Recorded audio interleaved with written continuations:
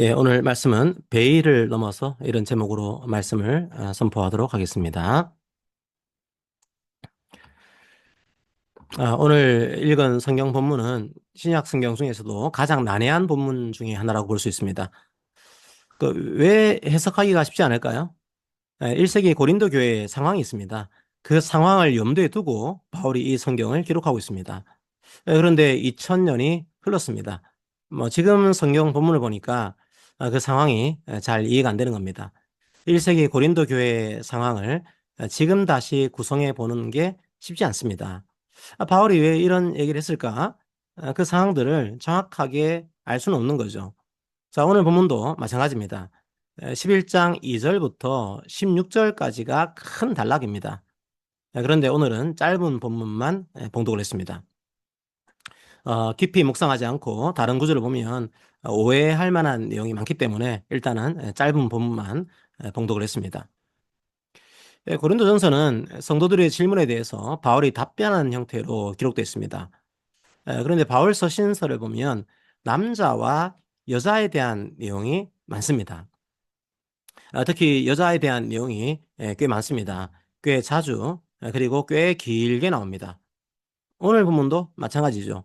여성에 대한 내용이 꽤 길게 나옵니다. 그리고 오늘날의 관점에서 보면 여성을 차별하고 있는 것 아니야? 이렇게 오해할 수 있는 본문들도 꽤 나옵니다. 자, 먼저 바울이 왜 여성에 대한 내용을 이렇게 길게 쓰고 있을까? 그걸 생각할 필요가 있습니다. 왜 여성에 대한 내용을 이렇게 길게 썼을까요? 단순하게 생각하면 됩니다. 그만큼 질문이 많았기 때문이겠죠. 바울에게 여러 가지 질문이 쏟아진 겁니다. 왜 그렇게 질문이 많았을까요? 상상하기 어려운 공동체가 등장했기 때문입니다. 바로 교회가 등장한 거죠. 교회는 처음 시작할 때부터 파격적이었습니다. 서로 상종도 하지 않았던 사람들이 한 자리 있는 겁니다. 유대인과 이방인이 한 자리 있습니다. 노예와 주인이 한 자리 있습니다. 그리고 서로가 서로를 향해서 형제요, 자매라고 부릅니다. 우리가 그냥 쉽게 성경을 읽어서 그렇지 엄청난 일들이 이 공동체에 벌어지고 있는 겁니다. 빌레몬서를 보십시오. 오네시모라는 노예가 나옵니다. 빌레몬의 노예였습니다. 그런데 바울이 이 오네시모를 뭐라고 부릅니까? 내 아들이라고 부릅니다. 빌레몬한테 부탁하는 거죠. 오네시모를 내 아들처럼 대해라. 그리고 더 나아가서 당신의 형제로 여겨라. 이렇게 말하고 있는 겁니다. 노예와 주인이 형제 자매가 된 겁니다. 노예와 주인이 영적인 가족이 된 겁니다. 그리고 교회의 머리 대신 예수 그리스도의 이름으로 함께 예배를 드리고 있는 거죠. 그 시대에서는 상상할 수 없었던 일들이 이 공동체에 일어나고 있는 겁니다. 그런데 어떻게 함께 예배를 드려야 할지, 어떻게 함께 식사를 하고 성찬을 해야 할지 그 시대의 문화가 답할 수 없었던 겁니다. 상상할 수 없는 일이었죠. 어떻게 교회 안에서 서로가 서로를 대해야 할지 기초적인 매뉴얼도 없는 상황입니다. 그래서 바울이 성찬을 할 때 늦게 오는 노예를 존중해라. 교회는 계급에 따라서 사람을 차별해서는 안 된다. 그런 로마의 문화를 따라가서는 안 된다. 이런 답변을 한 겁니다. 그런데 고린도 교회 교인들이 궁금한 게 또 있습니다. 또 하나의 파격적인 일이 교회에 생긴 거죠. 바로 남자와 여자가 함께 동등한 지위에서 예배를 드리고 있는 겁니다. 사실은 이것 자체가 그 시대의 문화에서는 파격적인 거죠. 자, 그런데 사람이 억지로 만든 문화는 아닙니다. 구약 시대의 예언이 성취된 거죠. 자, 요엘서 2장 28절과 29절을 읽어볼까요? 그 후에 내가 내 영을 만민에게 부어주리니 너희 자녀들이 장래일을 말할 것이며 너희 늙은이는 꿈을 꾸며 너희 젊은이는 이상을 볼 것이며 그때 내가 또 내 영을 남종과 여종에게 부어줄 것이며. 자, 어떤 공동체입니까? 남녀노소, 유대인과 이방인, 노예와 주인 모든 사람이 성령 안에서 함께 예배드리는 공동체, 바로 그 공동체를 요엘은 예언했습니다. 그리고 오순절 성령 강림을 통해서 그 예언이 이루어집니다. 그 시대의 관점에서는 도저히 이해할 수 없는 공동체가 등장한 겁니다. 여성이 남성과 함께 예배를 드리고 있다? 자, 이것만으로도 엄청난 일이었습니다. 자, 하지만 초대교회는 여기에서 한 걸음 더 나아갑니다. 뭘까요? 여성 리더십이 교회에 생긴 겁니다. 교회는 초대교회 당시부터 여성의 리더십을 인정하고 존중했습니다. 로마서를 보십시오. 바울은 로마서에서 여러 여성 동역자를 소개합니다. 베베라는 여성 리더도 등장하죠. 고린도 교회도 마찬가지였습니다. 고린도 교회가 어떤 교회였습니까? 은사가 많은 교회였습니다. 그 은사 중에 어떤 은사도 있었을까요? 예언하는 은사도 있었습니다. 뭐 앞니를 내다보고 하는 뭐 점쟁이 같은 은사 뭐 그런 게 아닙니다. 맡겨진 말씀을 잘 전해주는 은사죠. 말씀을 잘 전하는 은사도 주신 겁니다. 오늘날의 용어로 하면 설교의 은사를 주신 거죠. 그런데 하나님께서 그 은사를 주실 때 남녀를 차별하셨을까요? 아니요. 여성에게도 말씀을 잘 전하는 은사를 주신 겁니다. 말씀을 전할 때 여성에게도 리더십을 인정한 거죠. 바울도 그걸 전제로 깔고 말을 합니다. 고린도전서 11장 5절 앞부분을 읽어볼까요? 무릇 여자로서 머리에 쓴 것을 벗고 기도나 예언을 하는 자는. 바울은 여자가 예언을 할 때 주의해야 할 것들, 그런 걸 설명하고 있습니다. 여자가 말씀을 전하는 걸 전제로 깔고 있는 겁니다. 오늘 읽은 본문은 남자도 예언의 은사를 받을 수 있고 여자도 예언의 은사를 받을 수 있다는 걸 전제로 합니다. 오늘날로 따지면 남자건 여자건 다 말씀을 전할 권위가 있다는 거죠. 그것 자체가 엄청난 사건이었습니다. 그런데 그러다 보니까 어떻게 말씀을 전해야 할지 거기에 대한 매뉴얼이 없었던 거죠. 그러니까 오늘 본문은 사실 설교자에 대한 본문에 좀 더 가깝습니다. 설교를 할 때 이런 자세로 설교를 해라. 이걸 바울이 제시한 겁니다. 뭐 그래도 남자들은 유대교 회당이라든지 다른 곳에서 어떤 말씀에 대한 리더십을 행사한 경험이 있습니다. 참조할 만한 게 있었던 거죠. 그런데 여자들은 어떻게 설교를 해야 할지 보고 들은 내용 자체가 없었습니다. 어떤 옷으로, 어떤 자세로 설교해야 할지 잘 몰랐던 거죠.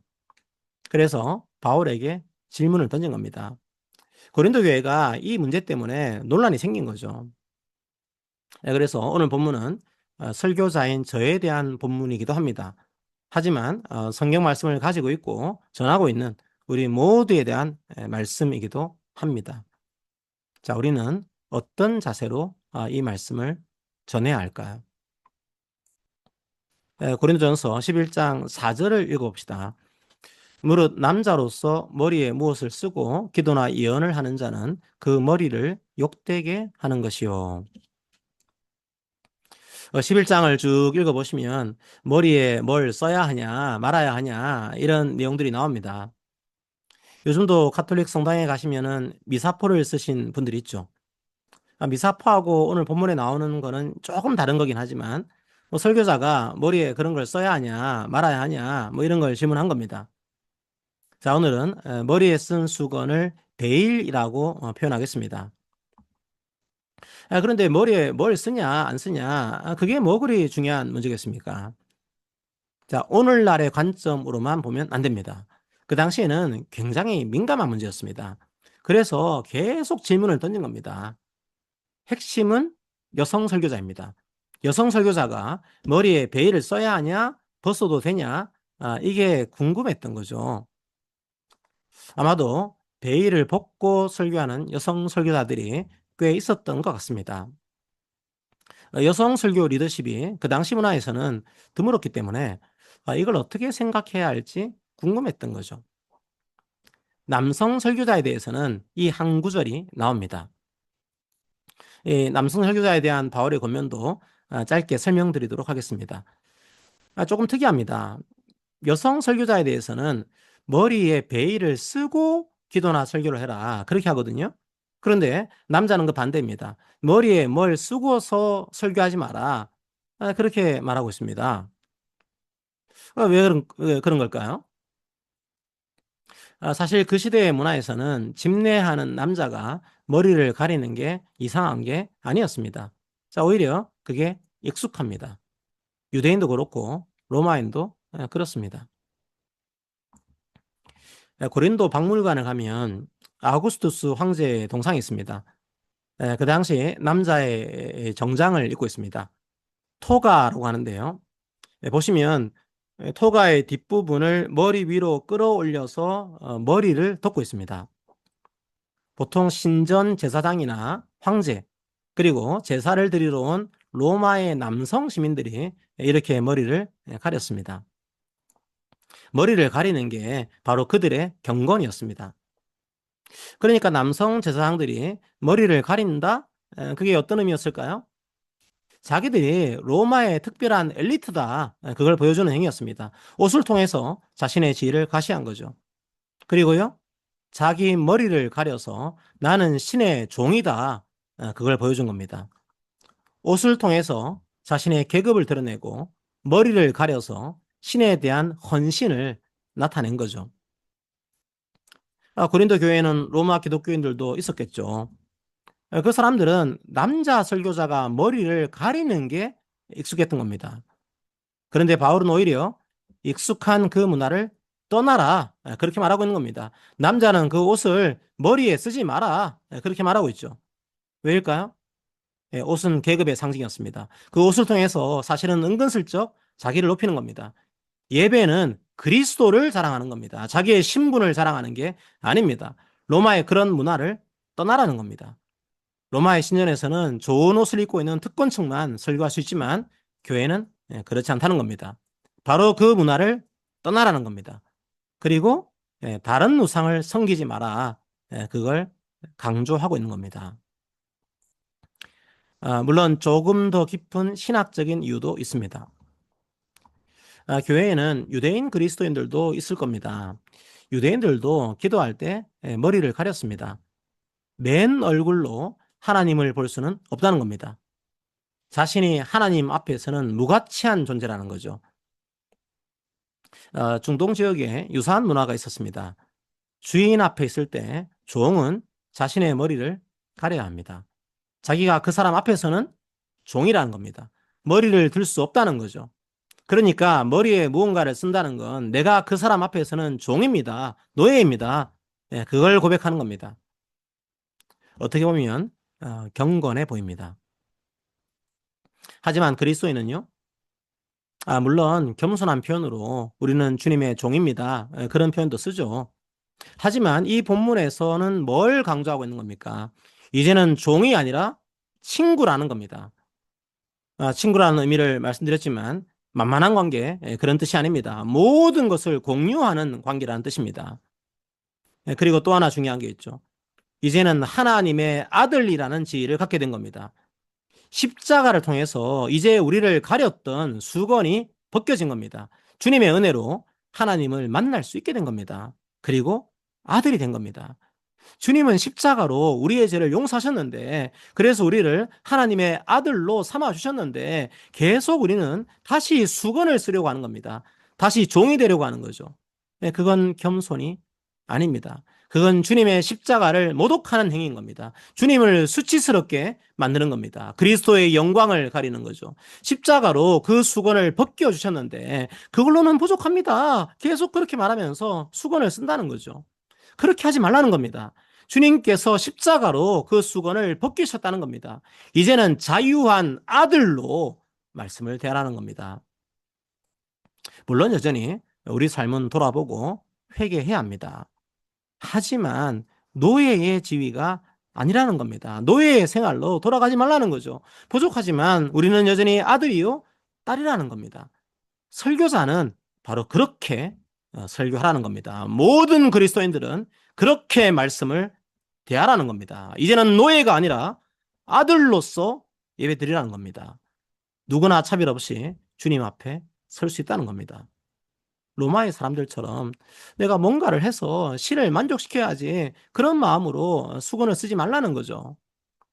성도 여러분, 하나님 앞에서 주님의 은혜를 힘입어서 담대하게 예배드리시기를 권면합니다. 뭐 저도 제 삶을 보면 다시 수건을 쓰고 싶지만 주님의 십자가를 욕되게 하지 않도록 담대하게 말씀을 전하도록 하겠습니다. 바로 그게 말씀을 전하는 우리의 태도입니다. 그런데 여자 설교자에게 바울은 다른 권면을 합니다. 5절을 다시 볼까요? 무릇 여자로서 머리에 쓴 것을 벗고 기도나 예언을 하는 자는 그 머리를 욕되게 하는 것이니 이는 머리를 민 것과 다름이 없음이라. 여자들은 머리에 쓴 것을 그대로 두라고 하죠. 머리에 쓴 베일을 벗지 말라고 합니다. 그러니까 남자는 베일을 쓰지 말라 그렇게 말하고 여자는 베일을 써라 이렇게 말하죠. 그래서 사람들이 이건 남녀 차별 아니냐 이렇게 비판하는 겁니다. 자, 하지만 그건 너무 단순하게 보는 겁니다. 아까도 말씀드렸지만 바울은 여성을 동료 사역자로 존중했습니다. 여성의 리더십을 인정했습니다. 그 당시 문화에서는 엄청난 일입니다. 이제 여성도 공적인 예배의 자리에서 설교하는 리더십을 갖게 된 거죠. 자, 그런데 남성 설교자는 머리에 뭔가를 쓰지 않습니다. 그리고 바울도 남녀를 차별하지 않습니다. 같은 동역자로 존중해 줍니다. 그래서 예언하는 은사를 가진 일부의 여성들이 머리에 베일을 쓰지 않고 설교를 한 것 같습니다. 모든 사람이 다 그리스도 안에서 평등하다. 그러니까 우리도 남자 설교자처럼 머리에 쓴 베일을 벗고 설교하자. 바로 그게 그리스도 안에서의 자유다. 그렇게 생각했던 것 같습니다. 네, 요즘은 여자 목사님들도 다 그렇게 설교를 하고 있죠. 머리에 뭘 안 씁니다. 뭐 지금은 큰 문제가 되지 않죠. 자, 그런데 그 당시 문화에서는 그게 불편한 교인들이 있었던 겁니다. 유대인과 이방인 둘 다 불편했던 겁니다. 심지어 유대인들의 구전 율법을 보면요. 여자가 공적인 자리에서 머리를 가리지 않으면 이혼해야 한다는 내용도 있습니다. 여자의 머리는 남편하고 가족만 볼 수 있다는 거죠. 그건 로마 사회도 비슷했습니다. 그러니까 공적인 자리에서 여성이 머리에 뭔가를 쓴다는 건 그 당시 문화에서는 뭘 의미했을까요? 나는 가족이 있는 여성이다. 나를 함부로 대해서는 안 된다. 나는 존귀한 사람이다. 그걸 선포하는 행위였던 겁니다. 뭐 아직까지도 그 전통이 살아있는 곳도 있습니다. 미국에 가면 아미쉬라는 교파가 있는데요. 뭐 제세례파 계통의 교파입니다. 아직 그 공동체에서는 외출할 때 여성들이 그런 수건을 쓰고 나갑니다. 아미시 교파만 뭐 그런 건 아닙니다. 뭐 지금도 보수적인 이슬람 국가에서는 그 문화가 살아있죠. 히잡 같은 것들이 그런 문화의 산물입니다. 어쨌든 여자가 쓰는 베일은 그 당시는 그런 의미였습니다. 가정이 있는 여자라는 걸 보여주는 겁니다. 스스로를 보호하기 위한 장치였던 거죠. 자, 하지만 아무리 좋게 해석하더라도 가부장적인 제도로 보이긴 하죠. 그리고 여성들에게는 그게 속박으로 다가왔을 수 있습니다. 그런데 바울이 복음을 외칩니다. 그리고 그리스도 안에서는 남자와 여자가 동일하다 외칩니다. 게다가 여성들이 예언의 은사를 받습니다. 말씀이 얼마나 큰 자유를 주는지 경험합니다. 예전에는 경험하지 못한 해방감을 맛봅니다. 보니까 남성 설교자들도 수건을 벗고 설교를 합니다. 이제 여성 설교자들도 그런 자유를 가지고 있는 겁니다. 그 자유를 가지고 수건을 벗고 설교를 한 거죠. 예, 오늘날 우리는 그렇게 하고 있죠. 자, 하지만 그 당시에는 그렇게 단순한 문제가 아니었습니다. 남자하고는 조금 다른 문제가 있었습니다. 그 당시 문화에서는 공적인 자리에서도 머리에 무언가를 쓰지 않는 여성들이 있었습니다. 바로 노예입니다. 그리고 이방 신전에서 성적으로 부도덕한 일을 하고 있는 여성 사제들이었습니다. 어떤 여성이 공적인 장소에서 베일을 쓰고 있지 않다는 건 성적으로 유혹을 하는 거였습니다. 간통죄를 지은 여성은 아예 그 볼로 머리를 밀었습니다.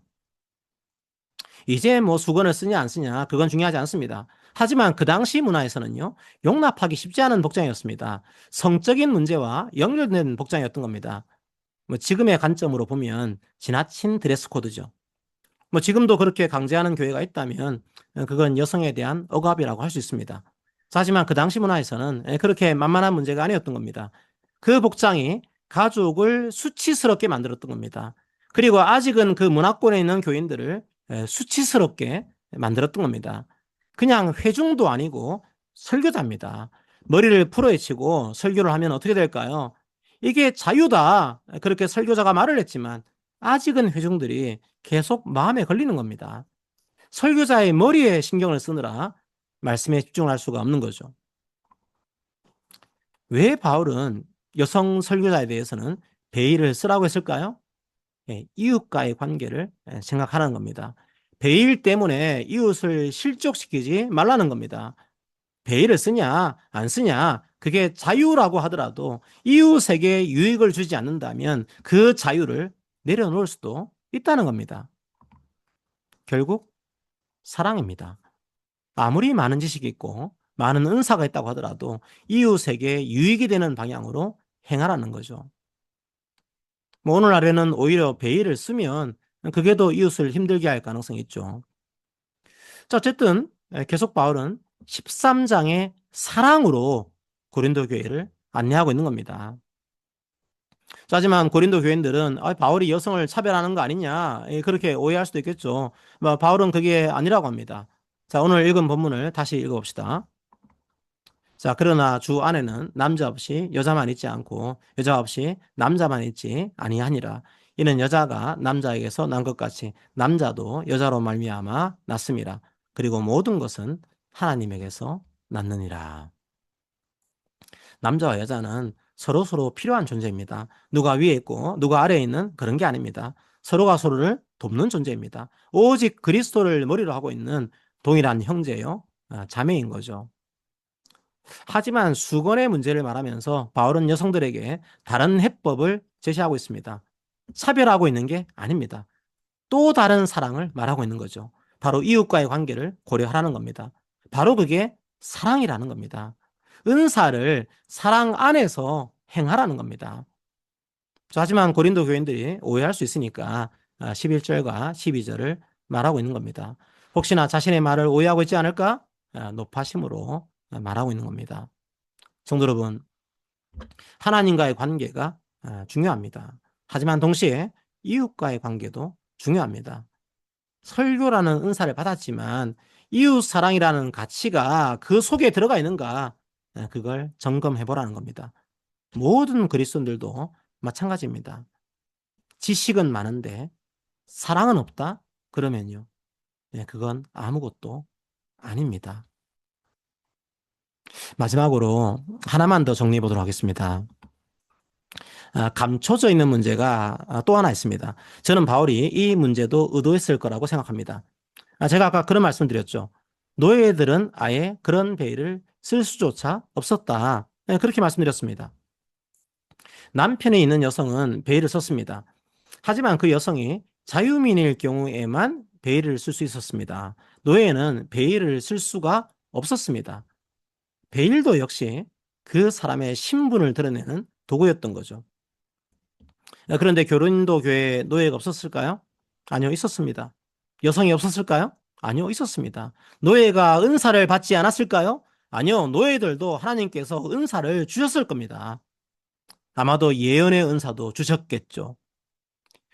남자 설교자들은 다 베일을 쓰지 않으니까 이 사람이 노예라도 별 부담이 없습니다. 하지만 자유민인 여성 설교자들이 베일을 쓴다면 노예 여성들은 어떻게 할까요? 혹은 자유민 여성 설교자들이 자유라는 이름으로 베일을 벗고 설교한다면 또 어떻게 될까요? 아마도 노예들은 베일을 쓰지 않고 설교하는 자신을 수치스럽게 생각할 수도 있습니다. 그래서 모든 설교하는 여성들은 다 베일을 쓰라고 권면하고 있는 겁니다. 노예이건 자유민이건 그건 중요하지 않다. 베일을 써서 당신이 존귀한 사람이다. 그걸 선포해라. 말하고 있는 겁니다. 자기 스스로를 수치스럽게 만들지 말라는 겁니다. 노예일지라도 여성일지라도 하나님이 주신 권위를 가지고 자신의 은사를 사용하라고 격려하고 있는 거죠. 당신은 존귀한 하나님의 자녀다. 그걸 말하고 있는 겁니다. 설교를 하면서 스스로를 비하하지 말라는 거죠. 스스로를 귀히 여기라는 겁니다. 세상은 베일을 쓰지 못하게 막았지만 이 교회에서는 존귀한 베일을 쓰고 자유롭게 설교할 수 있다는 겁니다. 세상은 당신을 노예라고 무시하지만 당신이 얼마나 존귀한 사람인지 잊지 말라는 겁니다. 세상의 시각으로 스스로를 비하하지 말라는 거죠. 우리는 지나치게 행위 그 자체에 집중합니다. 수건을 머리에 쓰는 게 O냐 X냐 거기에 관심이 많죠. 하지만 이제 그 베일을 넘어서 그 베일 속에 담긴 의미를 생각합시다. 중요한 건 관계입니다. 중요한 건 사랑입니다. 자신의 계급과 지위를 자랑하는 게 아니라 십자가에 못 박히신 그리스도를 자랑하고 있는가, 그걸 점검하라는 겁니다. 이웃 사랑의 정신으로 이 자유와 권리를 행사하고 있는가, 그걸 살펴보라는 겁니다. 무엇보다도 세상의 가치를 가지고 스스로를 비하하지 말고 자기 스스로가 존귀한 주의 자녀다, 그런 마음으로 예배드리고 있는가, 그걸 기억하라는 겁니다. 바로 그게 설교자요, 바로 그게 성도입니다. 바로 그게 교회입니다. 자, 우리 함께 걸어갑시다.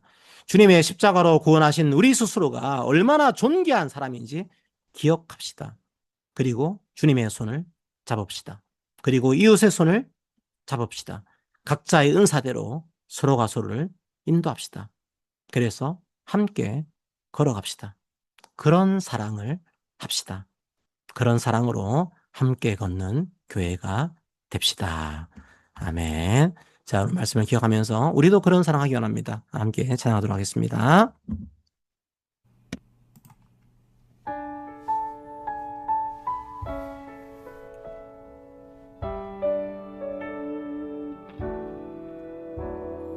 나 지금껏 어린아이처럼 말하고 깨닫고 생각해왔어. 주 나에게 가르쳐준 것처럼 성장한 사람의 사랑을 하고파 시기하지 않으며 사랑하지 않으며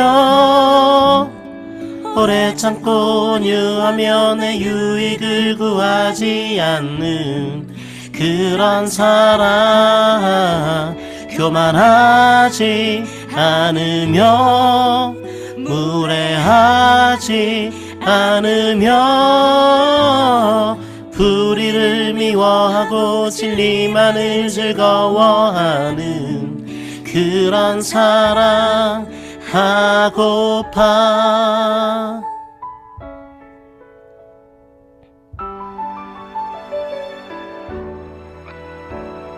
주 나에게 가르쳐준 것처럼 성장한 사람의 사랑을 하고파 시기하지 않으며 사랑하지 않으며 오래 참고 온유하며 내 유익을 구하지 않는 그런 사랑, 교만하지 않으며 무례하지 않으며 불의를 미워하고 진리만을 즐거워하는 그런 사랑 하고파.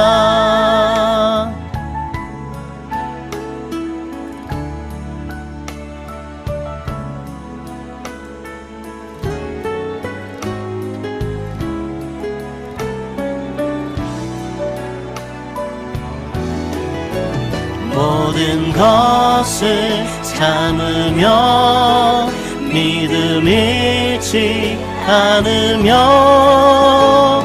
희망으로 가득 차 모든 것을 견디어내는 그런 사랑, 예언도 방언도 지식도 사라질 때에 언제까지나 영원한 변하지 않는 온전한 것, 그건 바로 사랑.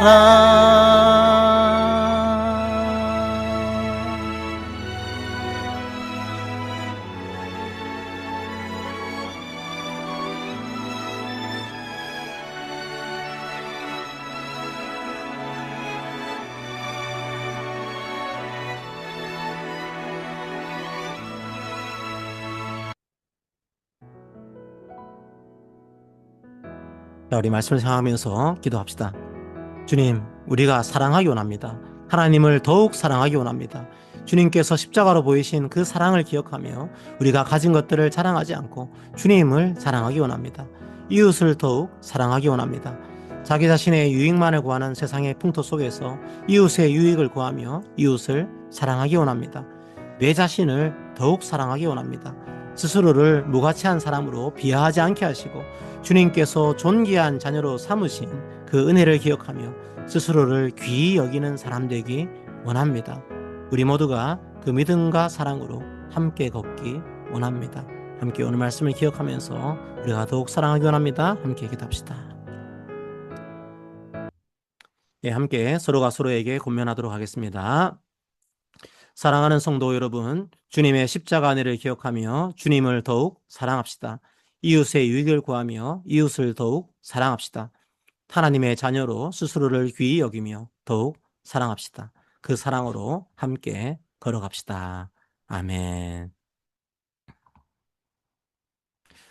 저는 오늘 말씀을 묵상하면서 생각이 자꾸 들었습니다. 어떤 생각이 들었냐면, 바울이 여러 가지 은사를 얘기하면서 13장으로 자꾸만 우리를 인도하는구나. 그래서 13장을 보시게 되면 2절에 예언하는 그런 은사에 대한 얘기를 하고 있습니다. 하지만 중요한 것은 예언하는 그 은사에 사랑이 있냐, 이게 중요한 거죠. 그래서 오늘 말씀은 고린도전서 13장 2절의 말씀으로 잡았습니다. 함께 말씀을 읽도록 하겠습니다. 내가 예언하는 능력이 있어 모든 비밀과 모든 지식을 알고 또 산을 옮길 만한 모든 믿음이 있을지라도 사랑이 없으면 내가 아무것도 아니요. 아멘.